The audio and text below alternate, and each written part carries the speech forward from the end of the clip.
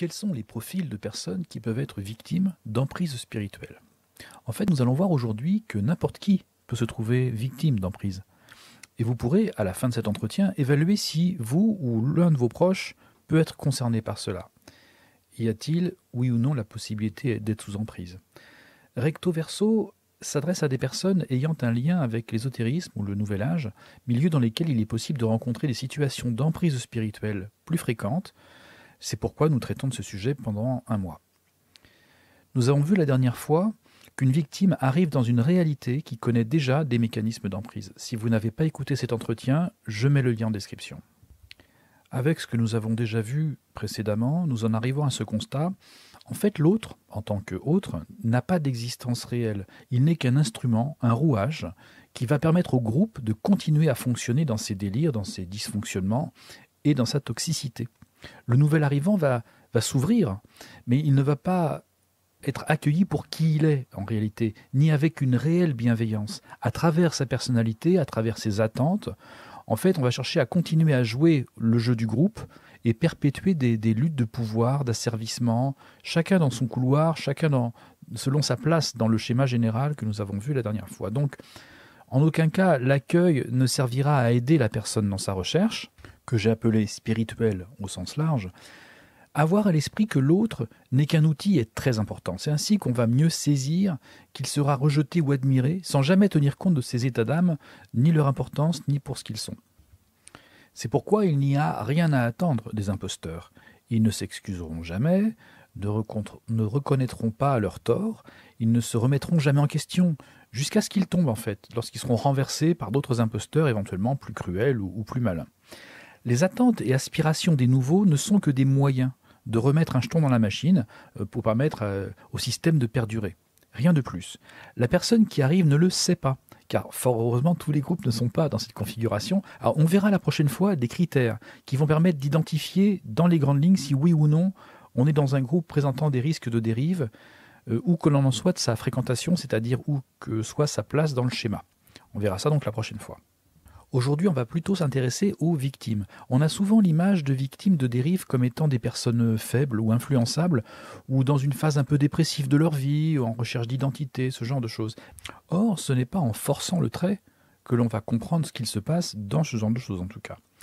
Des personnes dépressives ou momentanément vulnérables seront bien entendu plus exposées que d'autres, mais pas seulement au processus d'emprise. En réalité, les personnes qui rejoignent des groupes ou des cercles autour de la spiritualité au sens large sont dans des démarches de recherche active, conscientisées, et elles se donnent les moyens d'assumer ces questionnements en rejoignant des groupes.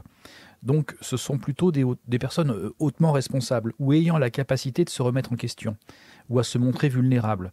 Et ce sont plutôt des signes de force intérieure. Alors bon, on va s'intéresser un peu plus de plus près à leur profil. Donc elles peuvent être plutôt idéalistes et en rejoignant d'autres personnes, elles vont illustrer qu'elles sont plutôt ouvertes, qu'elles sont curieuses, prêtes à s'investir et à s'engager, et elles feront confiance et à mettre leur qualité ou leurs compétences ou leur temps au service de l'idéal du groupe. Et on ne peut pas douter de leur sincérité. Ce sont des personnes en fait qui sont intéressantes. On peut aussi dire que ce sont des belles âmes en quelque sorte. Ce seront ces personnes qui seront choisies préférentiellement pour intégrer les premier et deuxième cercle dont on parlait la dernière fois. On ne choisit pas des dépressifs pour encadrer des nouveaux arrivants. Le moment de la première rencontre aura son importance, puisqu'il sera celui de l'exposition d'une attente, qui peut être une quête ou etc., peu importe, mais il y aura de toute façon une attitude d'humilité. Et cette humilité sera utilisée comme une vulnérabilité par les imposteurs. Donc ces belles âmes se sentiront à leur place et vont volontiers offrir leurs qualités ou compétences au service du groupe, ce qui va valoriser en fait les imposteurs, parce que eux de leur côté, ils vont se persuader qu'en soumettant ces belles âmes aussi pures, ils seront moins médiocres. Et du moins c'est ce qu'ils peuvent ressentir ou savoir selon leur degré de cynisme ou d'usure de leur âme. Ils peuvent soit le pressentir vaguement ou bien en être totalement conscients. Donc vous voyez, les projets des victimes et celui des imposteurs, en fait, se rencontrent, ça match. Pour jouer à un jeu de l'emprise, il faut être deux, effectivement. Ces belles âmes sont enthousiastes d'un côté, la phase de séduction fonctionne très bien, et elles sont prêtes à se confier, à s'ouvrir, et même à se rendre disponibles, donc. Et il y a une coïncidence entre les attentes et ce qui est proposé par la personne ou le groupe qui vient d'être découvert. En fait, il faudra attendre la troisième phase d'emprise pour qu'il lui soit signifié qu'en fait son avis, ses opinions, ses aspirations, tout ça, ça n'est pas important ou c'est pas pertinent. En fait, que la personne n'a rien compris, qu'elle s'y prend mal, etc. Dans le but, en fait, de garder cette personne sous contrôle. Je le rappelle, la personne en tant que telle ne compte pas. Ce que l'on peut garder à l'esprit dans un premier temps, c'est qu'en fait, le processus d'emprise commence dès le premier jour ou dès les premiers moments sur toute personne qui pourra se sentir à sa place, qui pourra se sentir à l'aise et qui va ressentir un encouragement à être dans cet endroit-là ou dans cette ambiance. Or, cette sensation ne correspond pas toujours à quelque chose de réel, même si c'est sincèrement vécu. Ce que je cherche à dire, c'est qu'il n'y a pas a priori beaucoup de différence entre un groupe toxique et un groupe qui ne l'est pas. Si ce n'est des critères dont on parlera la prochaine fois, mais qu'il faut quand même prendre avec prudence. Il ne faut pas voir le mal partout, mais il faut en même temps y aller avec une certaine prudence. Et si le prochain entretien vous intéresse, restez bien jusqu'à la fin, j'ai une information importante à vous communiquer à son propos.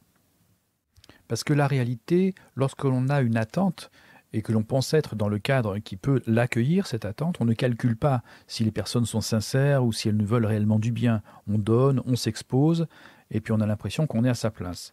On est là pour ça, on dépose ses résistances, ses peurs, et ses défiances, et c'est tout à fait normal et naturel et sain comme attitude.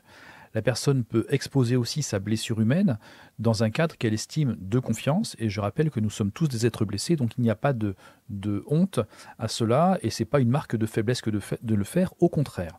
Dans le cas de l'emprise, cette blessure plus profonde qui aura été exposée sera utilisée contre la personne, pour arriver à la troisième phase, ou lors de la troisième phase. Donc là, tout ce que je raconte concerne plutôt des groupes. Dans les relations qui sont individuelles et qui peuvent être toxiques, comme par exemple avec un thérapeute qui prend sa vessie pour une lanterne, ou un coach qui tend à remplacer Dieu, ou encore un médium qui va canaliser des messages de défunts, d'archanges, etc., les choses seront différentes. Mais indiquez-moi dans les commentaires si vous souhaitez que j'aborde ces sujets particuliers qui concernent l'emprise avec une personne, en fait, un seul intervenant. Parce que dans ce vaste sujet, il a fallu faire des choix, et là j'ai pris le choix de traiter plutôt les effets de groupe, parce que l'effet de groupe participe à l'emprise en fait. Le sentiment d'appartenance à ce groupe vient compléter la confiance qu'on a déjà accordée, et là, il peut y avoir une dépendance à un ensemble de personnes. Je le rappelle, ce n'est pas la dépendance qui pose problème non plus, c'est la monodépendance. Et si à ce moment-là de l'emprise, la personne ne maintient pas des appartenances avec d'autres cercles, on va dire, eh bien elle s'expose à un risque d'emprise. Lors de la troisième phase, il y a des ambiguïtés, des manipulations qui maintiennent la confusion sur le plan des idées. Il y a aussi des situations chaotiques, des injustices, et ça trouble tout le monde sur le plan émotionnel. Et toute remise en question ou contestation devient même difficile à exprimer parce qu'on contribue à participer à la confusion ambiante et on s'enlise. Donc, si on maintient ces différentes appartenances en dehors de ce groupe toxique, il sera plus facile de s'ouvrir à quelqu'un de ce qui est en train de se passer. Et ça peut aider à partir plus facilement avant que ça dégénère, parce qu'en fait, ça ne cessera de dégénérer. Plus elle reste, plus la belle âme de l'origine commence à s'étioler. D'autant que le poison du doute vis-à-vis de soi-même a pour effet de conduire la conscience à ne se fixer et à ne dépendre que du gourou ou du système que sert le gourou ou le groupe, en abandonnant en fait ses propres priorités initiales qui avaient justifié l'adhésion. Et donc la victime, en avançant, en s'étiolant, devient aussi victime que complice du système. Lors de la troisième phase de l'emprise, donc qui est la partie la moins agréable, la personne en fait se trouve prise dans une sorte de conflit de loyauté par rapport à sa propre recherche initiale donc, et la loyauté au groupe existant ou à la hiérarchie existante. Et elle ne peut choisir l'une ou l'autre. Mais en même temps, il est tentant de vouloir garder la loyauté à sa propre recherche initiale, si on en a gardé la mémoire, et en même temps à l'ensemble d'une organisation. Alors c'est l'option que personnellement j'avais tenté de suivre, mais en faisant ça, on oublie le pouvoir de l'emprise en fait, parce que l'emprise exerce un pouvoir sur son propre jugement, sur sa capacité de discernement. Et à ce moment-là où on a ce conflit de loyauté, on utilise moins ses propres critères de jugement que ceux du groupe déjà existant qu'on a fait nôtre pendant un temps. Et donc on reste très poreux à des critères qui ne relèvent plutôt du délire, ou du moins d'un autre délire qui ne fait qu'accentuer le nôtre, si vous voulez. En fait, on est dans une situation, dans cette troisième phase de l'emprise, du point de vue de la belle âme, on est dans une situation qui pourrait ressembler à une sorte de partie d'échecs où chacun respecterait des règles, mais sur des plateaux différents. Il se passe une sorte de substitution, un chevauchement qui rend la situation impossible si on décide de l'affronter tout seul. Je rappelle que les imposteurs ont un domaine d'expertise qui est celui de la tricherie, de la tromperie et donc de l'imposture. Autrement dit, eux ne jouent pas aux échecs, ils jouent à autre chose. Et c'est pourquoi il est important de se référer à des groupes différents et d'avoir d'autres appartenances. Et seul, en fait, on est acculé à continuer ce processus d'emprise et à s'enliser davantage. D'où mon conseil, donc, toute personne qui s'engage dans un cheminement à ce qui est spirituel au sens large, fréquenter aussi des personnes s'intéressant à d'autres choses, à des choses différentes. Donc l'emprise peut arriver à bien des personnes qui ne sont pas dépressives.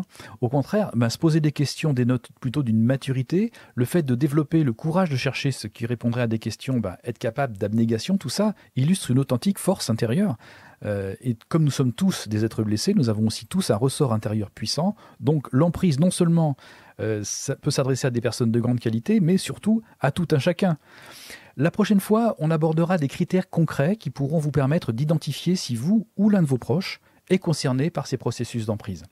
Et comme je souhaitais réserver l'accès à cet entretien à des personnes qui sont vraiment concernées ou qui sont prêtes à s'impliquer, je l'ai placé dans un endroit privé de ma chaîne YouTube de façon à donner l'adresse uniquement aux personnes qui seront d'accord pour me communiquer leur mail, qui me le demanderont.